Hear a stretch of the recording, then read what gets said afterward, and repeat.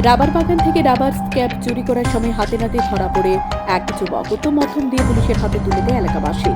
ঘটনার বিবরণে জানা যায়, কমলাসাগর বিধানসভার হরিহরদোলা রাবার বাগান থেকে দীর্ঘদিন ধরে রাবার স্ক্যাপ চুরি হয়ে যাচ্ছিল।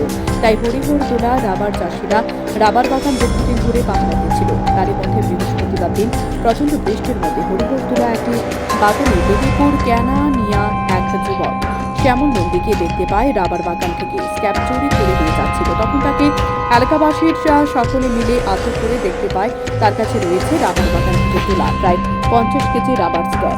তবে শ্যামল নন্দী জানায় ওর ছেলে অসুস্থ, তাই সে রাবার বাগান থেকে রাবার স্ক্যাপ চুরি করছে। তবে ক্যানারিয়া এলাকা থেকে জানা যায় ওই দীর্ঘদিন থেকে রাবার চুরির সঙ্গে যুক্ত রয়েছে। পরবর্তী সময় এলাকাবাসী তাকে মধুপুর থানায় হাতে তুলে দেয়। তবে হরিহরদোলা কোনাবন এলাকা নিয়ে দীর্ঘদিন ধরে রাবার বাগান থেকে রাবার চুরি হয়ে যাচ্ছে, তা নিয়ে এলাকাবাসীদের মধ্যে রয়েছে প্রচন্ড ক্ষোভ।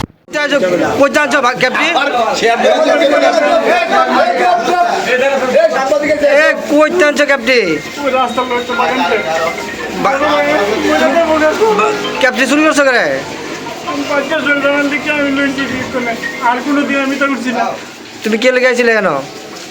কে লেগে আছিলা? বাগান থেকে চুরি করতে আইছিলা? বাড়ি কোনো বাড়ি কোনো তোমার জায়গার নাম কো? তোমার নাম কি? কবে চুরি করো? আমি